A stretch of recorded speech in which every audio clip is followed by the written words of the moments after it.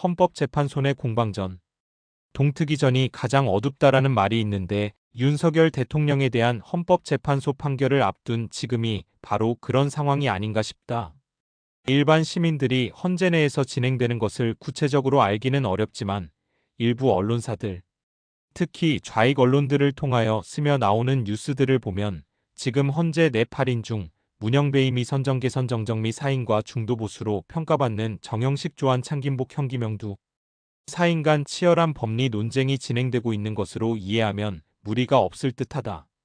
4대4 대립구도에서는 헌재 판결이 당연 기각 또는 각하되는 것이 맞겠지만 좌익들이 순순히 그렇게 흘러가도록 두지 않을 것이 분명하고 여기에 최상목 권한대행이 임명 보류한 마은혁을 임명 종용하는 압력을 계속하고 있는데 혹여라도 마은혁이 임명된다면 좌익 재판관 숫자가 5명이 되어 중도보수 성향 재판관 중 1명만 설득하면 6대3으로 탄핵이 인용되어 좌익들의 승리가 되는 것이다. 다른 한편 마은혁 임명이 어려울 경우를 대비하여 헌재 내에서 중도보수 사인을 설득하여 박근혜 대통령 때와 같은 8대0 만장일치로 판결을 유도하는 협잡질도 병행하고 있는 것으로 알려지고 있으며 좌익 언론들은 이러한 분위기 조성을 위하여 여론 선동질을 하고 있다. 문제는 이러한 과정에서 헌재 내 좌익 재판관들과 외부의 좌익 핵심들 간 은밀한 소통을 하면서 헌재 내 중도보수 성향 재판관들을 옥죄어가는 과정이 진행되고 있지만 애국 진영에서는 그런 야비한 짓을 하지 않고 헌재 내 중도보수 재판관들이나 외부의 애국 세력들 모두 신사적인 행동을 하기 때문에 상대적으로 불리한 상태에서 헌재 판결에 대응해야 한다는 점이다. 그러한 상황이기에 지난 3.1절 집회가 대성공이었음에도 오는 3월 8일 다시 한번 지난 3.1절 집회 못지않은 대규모 집회를 하면서 간접적으로 헌재 내 중도보수 재판관들에게 용기를 주어 좌익 재판관들의 유혹에 흔들리지 않게 해야 하는 것이 중요하다고 본다. 다가오는 3월 8일 대규모 집회도 중요하지만 지금 가장 중요한 전쟁터는 헌재 판결에 가장 직접적 영향을 미칠 제도권 언론들을 통한 여론전이다. 그리하여 3.1절 집회를 전후한 여론조사 결과들을 살펴보면서 제2전쟁터에서의 전황을 한번 정리해본다. 뉴스피릿 여론조사 공정 3월 3일 4일간 시행 여론조사 결과 우선 뉴스피릿이 여론조사 공정주에 의뢰 3월 3일부터 이틀간 조사한 결과를 보면 대통령 지지율 48.8%, 지지하지 않는다 50%로 이는 지난 조사 2월 17일 18일보다 3% 상승한 수치를 보여주고 있다.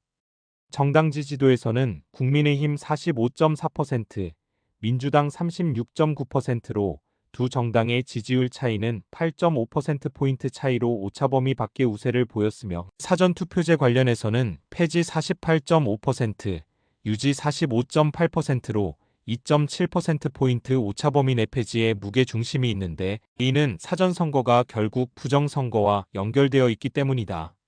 이 여론조사 결과에 대해 여론조사공정주의 서요한 대표는 대통령의 진정성 및 자유민주주의 체제, 수호에 대한 강한 위기감이 보수층의 두터운 공감대로 형성됐기 때문으로 분석했다. 이 조사에서도 윤석열 대통령 지지율이 국민의힘 지지율보다 3.4%포인트 앞서고 있어 국민의힘 지지율은 윤석열 대통령 지지율에 의해 견인되는 모습을 보여주고 있다. 이 점에서 대표적으로 한국갤럽이나 리얼미터 같은 여론조사 업체에서 여론조사를 하면서 윤석열 대통령에 대한 지지율을 제외하고 조사하는 이유가 실제 여론을 제대로 반영하지 않게 하려는 좌익들의 교묘한 여론 조작이며 선전선동임을 알 수 있다.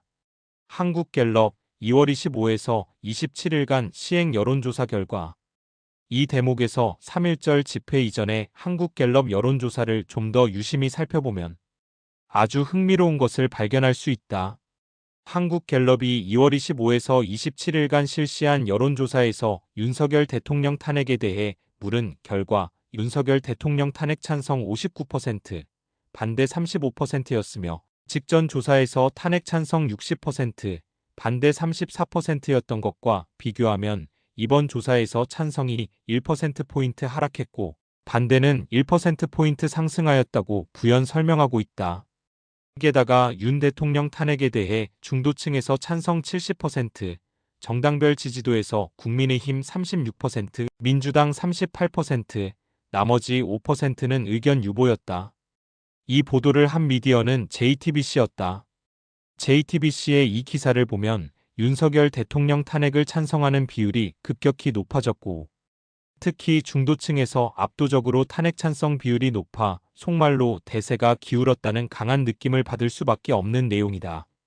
게다가 정당 지지율에서도 민주당이 국민의힘을 2%포인트 앞서간다는 결과여서 윤석열 대통령은 탄핵되어 조기 대선으로 가는 것이 거의 확실시되는 가운데 정당 지지율에서도 더불어민주당이 앞서가니 사실상 승부는 끝나고 이제 곧 대한민국은 문재인 시대에 이어 다시 한번 좌익 해방구가 될 것이라는 좌익들의 단꿈을 보여주는 여론조사와 기사라 할 것이다.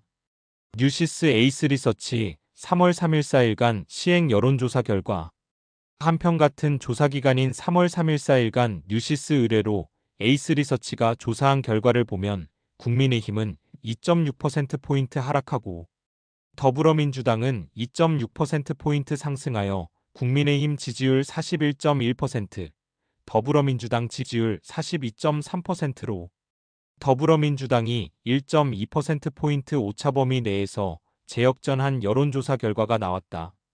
여기서 확인할 수 있는 것이 윤석열 대통령에 대한 지지율 조사를 생략하고 여론조사를 하면 국민의힘이 더불어민주당에 대해 우위를 보여주지 못하고 있다는 것이다. 어찌 보면 당연한 결과인데 윤석열 대통령 탄핵 국면에서 국민의힘이 제대로 싸워본 적이 없이 계속 눈치를 보다가 뜬금없이 국민의힘 지지율이 올라가니 은근히 내각제 개헌 분위기를 띄웠다가 여론의 질타를 받고 엉거주춤하면서 권영세와 권성동이 이명박박근혜 대통령을 찾아가는 이상행동들을 해온 게 고작이기 때문에 국민들이 특히 애국시민들이 국민의힘에게 힘을 실어줄 하등의 이유가 없는 것이다. 이 조사에서도 연령별 지지도는 70대 이상 53.8%, 60대 49.0%, 20대 42.0%에서는 국민의힘이 우세했고 30대에서는 양당 지지율이 0.8%포인트 차이로 접전이었으며 50대 52.1%, 40대 51.3%에서는 더불어민주당이 큰 격차로 앞서 역시 4050은 민주당의 강력한 지지 기반임을 다시 한번 보여주었다. 디지털타임즈 한국사회여론연구소 KSOI 2월 28일에서 3월 1일간 시행 여론조사 결과.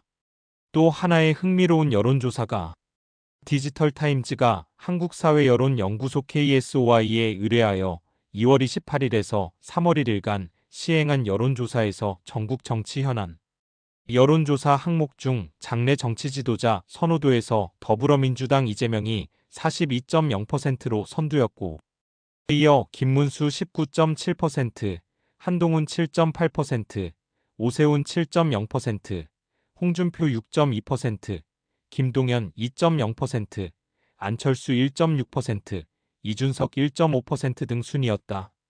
역시 그대로 보면 이재명이 장래 정치 지도자로 압도적이고 이재명의 지지율은 그동안 30% 중후반에 머물렀으나 이번 조사를 포함해 최근 여러 여론조사에서 40%대 지지율이 나옴에 따라 이 대표가 중도층의 지지를 얻고 박스권을 탈출하고 있다는 분석도 제기된다는 친절한 설명을 덧붙인다.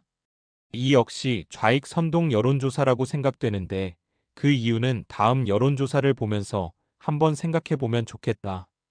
데일리한 여론조사 공정주 3월 3일 4일 시행 여론조사 결과.